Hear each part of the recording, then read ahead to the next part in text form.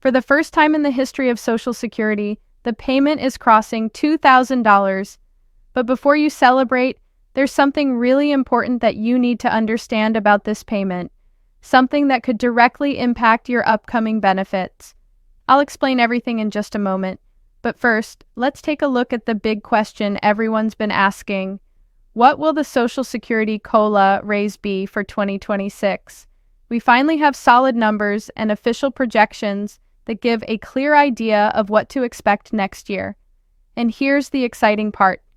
At the same time, I promise it will shock you and make you happy. Look at this. Social Security recipients are getting double payments this October due to calendar scheduling quirk.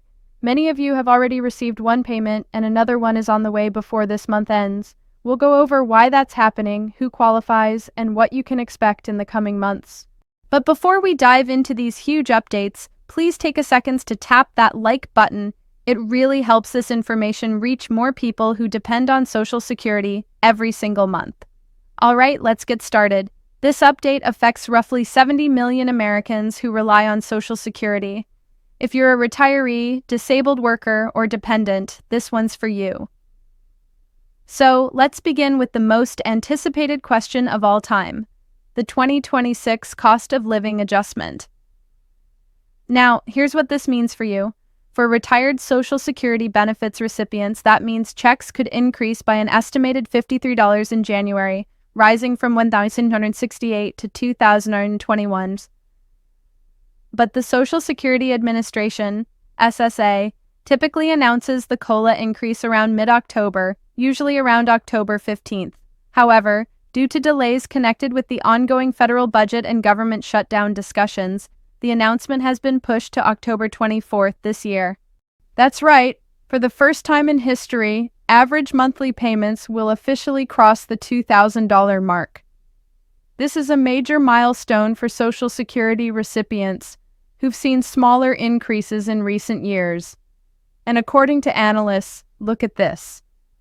The Senior Citizens League estimates that Social Security recipients will see a 2.7% increase in benefit payments in January 2026 as part of the latest cost of living adjustment, but this is subject to change based on inflation.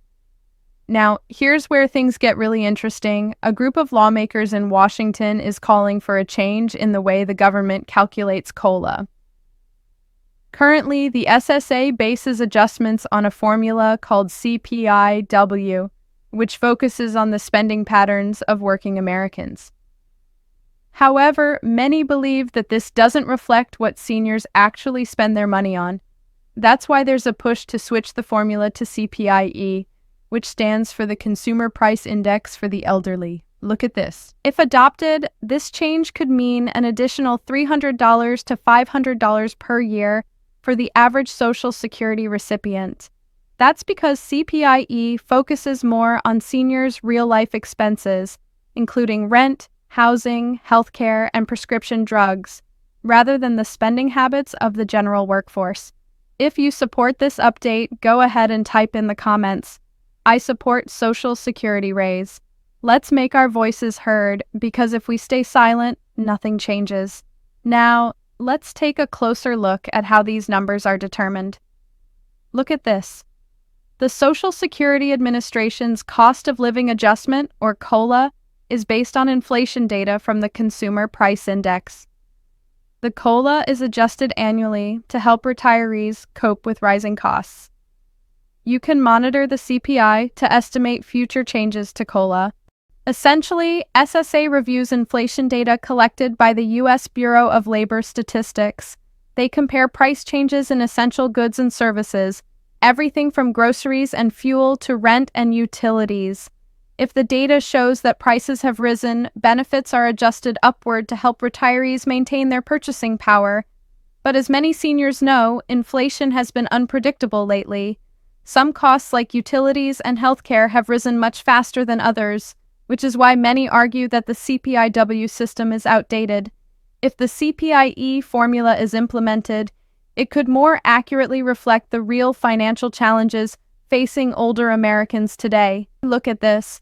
Every October, the Social Security Administration reveals its annual cost of living adjustment, also known as COLA. based on inflation data from the U.S. Bureau of Labor Statistics. And yes, this year, the official announcement is expected on October 24th, after the delay caused by the temporary budget issues. Now let's move on to one of the most confusing but good news updates for many beneficiaries this fall. Look at this. Social Security recipients getting double payments this October due to calendar scheduling quirk. That's right.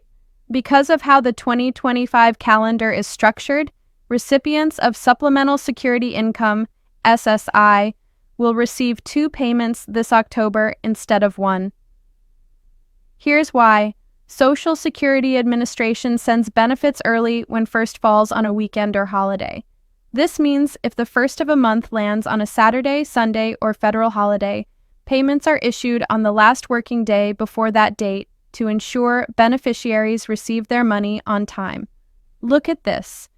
Due to the way the 2025 calendar falls, 2 SSI payments will go out in the month of October. 1 payment went out on OCT. 1 for October's benefits, while the second payment will go out on Friday, Octaus 31 for the month of November's benefits. That's great news for those who rely on SSI, but keep in mind you won't receive another payment in November because you're getting that month's payment early. So, plan your budget accordingly. Now, let's shift to another big change that many people may not have noticed yet. Look at this. SSA moved to discontinue paper checks at the end of September following a Trump administration order earlier this year that mandated all federal payments transition to electronic transfers, such as direct deposit to bank accounts or transfers to debit cards.